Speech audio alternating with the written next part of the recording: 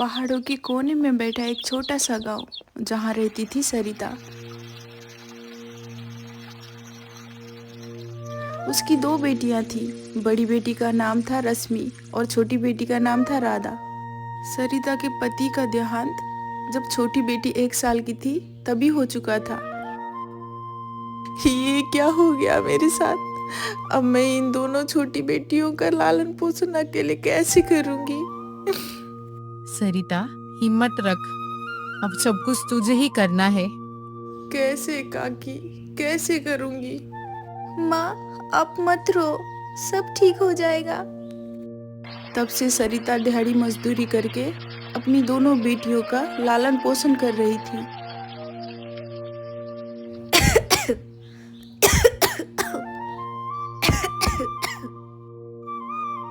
सरिता पूरा दिन दिहाड़ी मजदूरी करती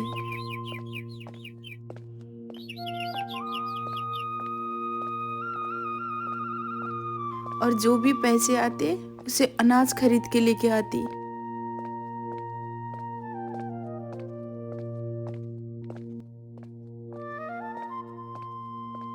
ये माँ आ गई। माँ, आज क्या लेके आई आप हमारे लिए? बेटियों, चलो हाथ मुंह धो के बैठ जाओ। मैं आज तुम्हारे लिए मीठे लाडू लाई हूँ। वो मीठे लाडू मुझे बहुत पसंद है माँ। मैं अब भी हाथ धो के आती हूँ। क्या हुआ रश्मि बेटा, तुम्हें नहीं पसंद मीठे लाडू? ऐसी बात नहीं है माँ। मैं देख रही हूँ, इतनी मुश्किलों के बाद, इतना मेहनत करने के बाद भी आप हमेशा हंसते रहते हो और हमेशा हम लोग के लिए सोचते रहते हो। कभी अपना भी ख्याल किया करो माँ। कहीं आपको कुछ हो गया तो हम लोगों का क्या होगा? ओहो, लगता है मेरी बेटी बड़ी हो गई, अब बहुत बड़ी बड़ी बातें करने लगी है। माँ, बातों को मत घुमाओ। मुझे सब पता है।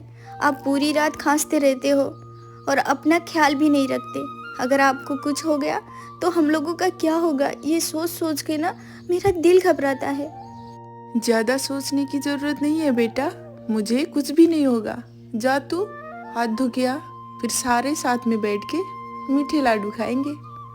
सरिता ने रश्मि को तो समझा दिया, लेकिन उसको अंदर ही अंदर से बीमारी खा रही थी। एक दिन सरिता खेतों में काम कर रही थी। काम करते करते सरिता खेतों में ही बेहोश हो जाती है। अरे सरिता, क्या हुआ तुझे? सरिता, लगता है ज्यादा काम के लोड के कारण ये चक्कर खा के बेहोश हो गई। जाइए, इसको घर ले जाने की कुछ व्यवस्था कीजिए। गांव वाले मिलकर सरिता को घर लेके आते हैं, लेकिन लाते लाते रास्ते में ही सरिता की मौत हो जाती है। माँ, मैंने बोला था अपना ख्याल रखने को, लेकिन आप मानती नहीं थी ना। अब मैं कैसे करूँगी सब कुछ? दीदी दीदी, माँ को क्या हुआ है? माँ उठती क्यों नहीं है?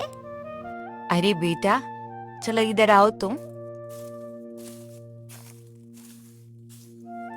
काकी, माँ को क्या हुआ है और दीदी क्यों रो रही है? कुछ नहीं बेटा, जब तुम बड़ी हो जाओगी तो सब कुछ समझ आ जाएगा। रश्मि बेटा, अब रोने से कुछ नहीं होगा। तुम्हें खुद को संभालना है। अब सब जिम्मेदारी तुम्हारे ऊपर है।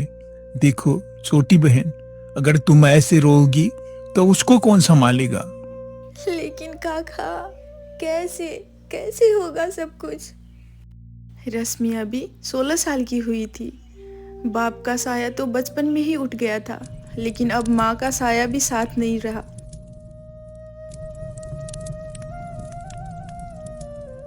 अब घर की पूरी जिम्मेदारी रश्मि के ऊपर आ गई थी और छोटी बहन की भी। जहाँ जहाँ पे माँ दिहाड़ी मजदूरी करती, वहाँ पे अब रश्मि जाने लगी। लेकिन खेतों का काम रोज नहीं मिलता था। आज रश्मि पूरा दिन गांव में काम ढूंढती रही, लेकिन उसे कोई काम नहीं मिला, तो वो खाली हाथ घर वापस लौट आई। दीदी, बहुत भूख लग रही है। राधा, आज कोई काम नहीं मिला, इसीलिए मैं खाली हाथ आ गई। लेकिन तू चिंता ना कर, कल मैं जैसे भी करके काम ढूंढूंगी और तेरे लिए बहुत सारा खाने की चीज लेके आऊंगी। लेकिन आज बस पानी पी के सोना पड़ेगा। कोई बात नहीं दीदी, लेकिन कल पक्का। दोनों बहनें खाली पेट सो जाते हैं, लेकिन रश्मि को पूरी रात नींद नहीं आती। वो सोचती रहती है कि कल का दिन भी काम नहीं मिला तो घर का गुजारा कैसे करेगी और अपनी बहन का पेट कैसे भरेगी। दूसरे दिन सुबह सुबह रश्मि काम ढूंढने के लिए गांव की ओर निकल जाती है।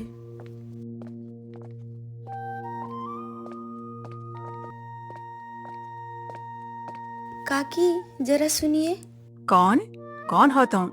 मैं कुछ काम ढूंढ रही हूँ, अगर आपके पास हो तो मैं कर देती हूँ। मुझे बस जरा सा अनाज दे देना। वो सेठानी बहुत ही चालाक थी और खड़ूस भी। ये बोल रही है कि बस अनाज से ये मेरा घर का पूरा काम कर देगी, तो इसमें तो मेरा ही फायदा है। क्यों ना मैं इसे रख लूं। ठीक है, तो कल से आना और पूरा दिन घर का काम खत्म होने के बाद शाम को अनाज लेके चली जाना। लेकिन काकी, क्या आज मुझे थोड़ा सा अनाज मिल सकता है? क्योंकि मेरी बहन 2 दिन से भूखी है, वो मेरी राह देख रही होगी। ठीक है देती हूँ, लेकिन कल आना जरूर। वो खड़ूस सेठानी रश्मि को थोड़ा सा अनाज दे देती है और वो अनाज लेके रश्मि घर के तरफ निकल जाती है।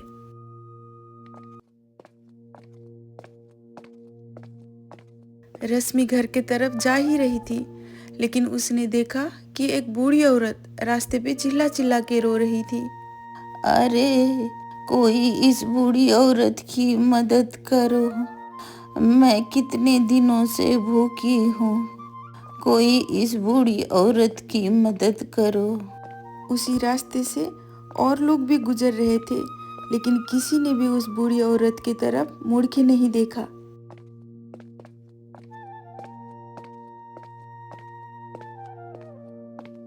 दादी, क्या हुआ?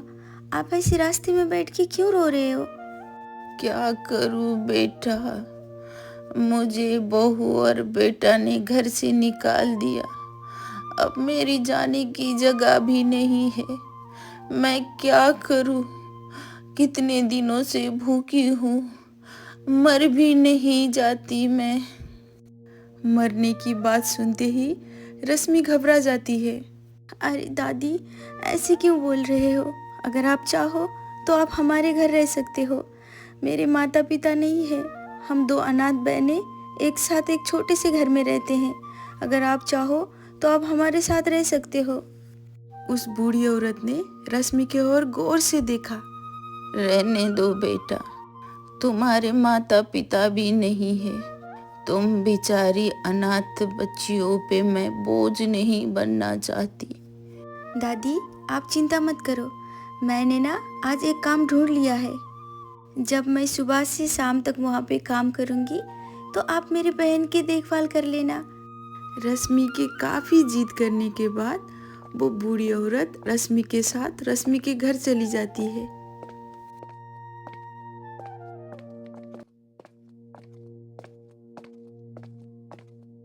दीदी, तुम आ गई? ये दादी कौन है दीदी? राधा, ये अब हमारी दादी है और हमारे साथ ही रहेंगी। रश्मि फटाफट रसोई में जाती है और सेठानी के घर से लाए हुए अनाज को 2 हिस्से में कर कर दादी को और अपनी बहन राधा को दे देती है। अरे बेटा, ये तो तूने 2 ही हिस्से करे, तू क्या भूखी सोएगी? तू कुछ नहीं खाएगी? अरे नहीं दादी, मैं सेठानी के घर पे ही खा के आई थी। इतना कह के वो दादी के लिए बिस्तर बनाने चली जाती है और खुद पानी पी के भूखी सो जाती है। अगले दिन सुबह सुबह रश्मि काम पे जाने के लिए तैयार हो जाती है। दादी, मैं काम पे जा रही हूँ, शाम को जल्दी आ जाऊंगी और खाने के लिए कुछ अनाज भी लेके आऊंगी। ठीक है बेटा, अच्छे से जाना, अपना ध्यान रखना। और हाँ राधा, दादी को ज्यादा परेशान मत करना, ठीक है? अच्छे से रहना। ठीक है दीदी, मैं परेशान नहीं करूँगी। रश्मि वहाँ से निकल जाती है। दादी, आपके पूरे बाल सफ़ेद क्यों है? बेटा, जब तुम बूढ़ी हो जाओगी तो तुम्हारे बाल भी मेरे जैसे हो जाएंगे। इधर रश्मि रास्ते में चलती चलती सोचती है, 3 लोगों का खर्चा उठाने के लिए मुझे और थोड़ा ज़्यादा मेहनत करना होगा। ये सब सोचते सोचते रश्मि सेठानी के घर तक पहुंच जाती है। सेठानी दरवाजे पे खड़े उसका इंतजार कर रही होती है। अगर रोज रोज तुम ऐसे ही देर से आओगी तो घर का पूरा काम कैसे खत्म होगा? सेठानी जी, आज थोड़ा देर हो गया, कल से मैं ध्यान रखूंगी। अच्छा ठीक है, पहले जाके रसोई में बर्तन साफ कर, उसके बाद में झाड़ू पोछा लगाना, फिर घर के सारे कमरे अच्छे से साफ कर देना। रश्मि बिना बोले घर का सारा काम करना शुरू कर देती है।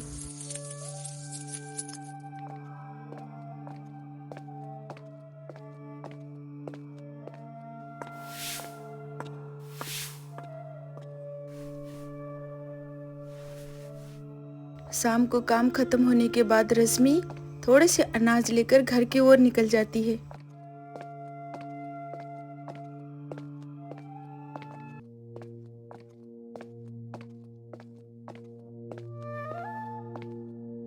रश्मि बेटा, तू आ गई? हाँ दादी, और कुछ अनाज भी लेके आई हूँ, मैं जाके जल्दी से कुछ बना देती हूँ। अरे बेटी, तू रहने दे, तू पूरे दिन काम से थकी हुई आई है। आज मैं बनाती हूँ, मेरे हाथ का स्वाद भी चख लो। दादी, आप खाना बना लोगी? हाँ राधा बेटा, देखना तुम्हारी दादी कितनी स्वादिष्ट खाना बनाएगी तुम्हारे लिए।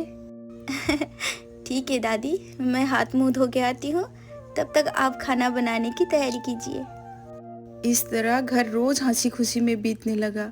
दादी ने भी राधा का और घर की कामों का जिम्मेदारी अपने ऊपर ले ली थी। अब रश्मि के पास भी और ज्यादा समय था। वो सुबह सुबह जल्दी सेठानी के घर जाती और उसके बाद जंगल जाके कुछ लकड़ियां काटती।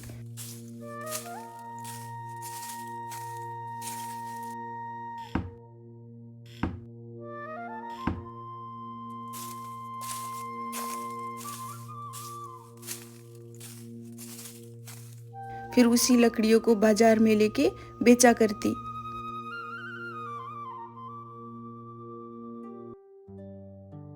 धीरे धीरे घर की हालत सुधरने लगी थी और अब राधा भी स्कूल जाने लगी थी। एक दिन राधा स्कूल से घर आ रही थी तो उसे रास्ते में 2 अनजान लोग मिले।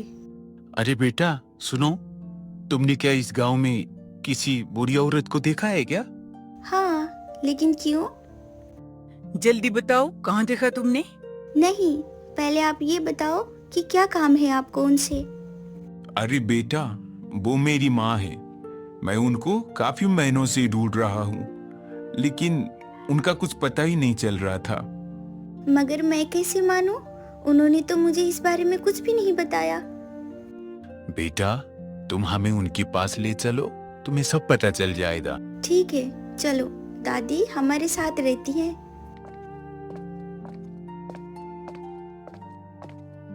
राधा उन दोनों को सीधा अपने घर लेके आती है।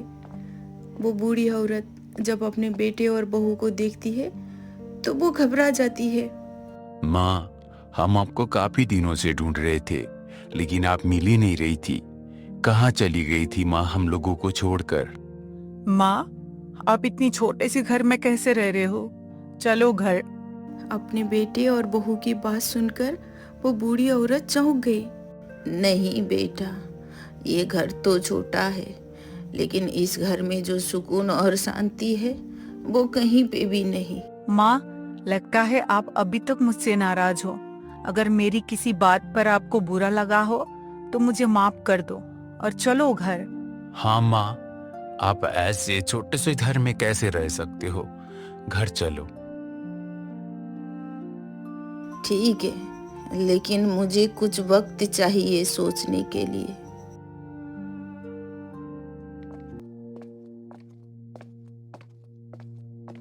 शाम को रश्मि काम खत्म करके घर आती है।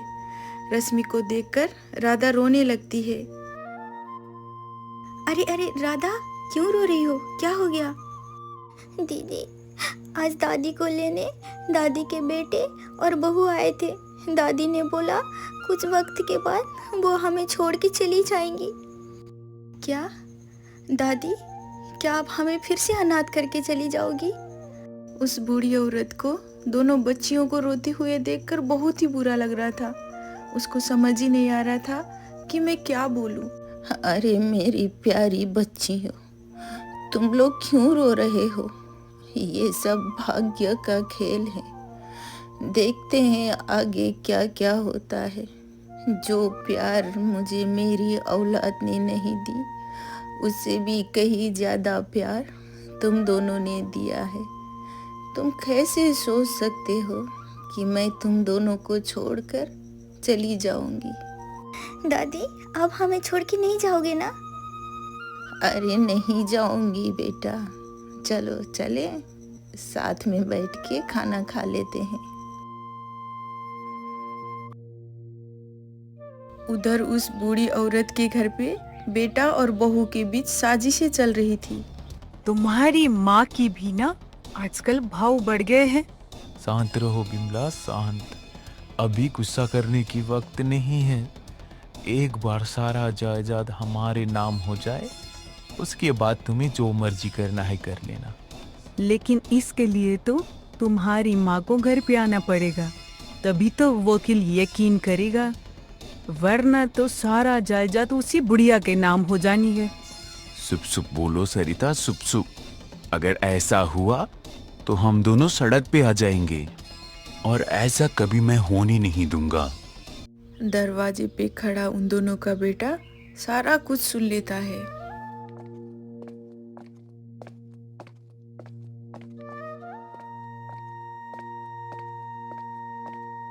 पापा, मुझे एक बात कहनी थी आपसे।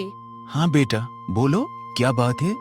आप लोग भी अपने लिए एक छोटा सा झोपड़ी अभी से बना के रख लेना। लेकिन वो क्यों? बूढ़े होने के बाद में जैसे दादी एक छोटी सी झोपड़ी में रहने के लिए चली गई, बस आप दोनों भी तो जाओगे। अपनी बेटे की बात सुनकर दोनों हक्क बक्क रह गए। ये सारी बातें नौकरानी भी सुन रही थी। नौकरानी जल्दी जल्दी जाके वकील को सारी बातें बता देती है।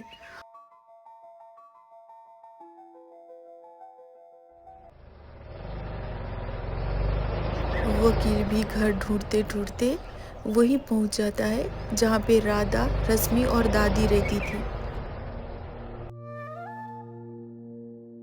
अरे वकील साहब, आप यहाँ पे कैसे? अरे शुक्र है मैं ढूंढते ढूंढते आप तक पहुंच गया, वरना बड़ा अनर्थ हो जाता। इस उम्र में मुझे घर छोड़ना पड़ा, इससे ज्यादा क्या ही अनर्थ हो जाता। आपके बेटे और बहू ने आप ही के नकली सिग्नेचर कर सारा जायदाद अपने नाम पर करने की कोशिश की। जब वो दोनों पकड़े गए तो जायदाद की लालच में आपको ढूंढने निकल गए। हे भगवान, यही दिन दिखाना बाकी था। मुझे लगा था कि शायद पश्चाताप के कारण वो माफी मांग रहे थे, लेकिन इतना बड़ा धोखा। अब आप ही बताओ, बिना आपके इजाजत ये जायदाद किसी के भी नाम पे नहीं हो सकता, तो जैसा आप बोलो वैसे ही होगा। और हाँ, किसी पर दया करना अपना ही मूर्खता होगा, तो सोच समझकर फैसला कीजिएगा। उस बूढ़ी दादी ने भी सोच समझकर जायदाद के 2 हिस्से करे। एक हिस्सा अपने पोते के नाम पर और एक हिस्सा राधा और रश्मि के नाम पर। जायदाद के बंटवारे के बाद दादी ने अपने और राधा और रश्मि के लिए एक बड़ा सा घर लिया और तीनों साथ साथ में रहने लगे। इसीलिए कहते हैं ईमानदारिता और दयालुता इंसान की छवि होती है। आज उसी ईमानदारिता और दयालुता ने 2 अनाथ बच्चियों का भाग्य बदला और एक बूढ़ी दादी को सहारा भी मिला।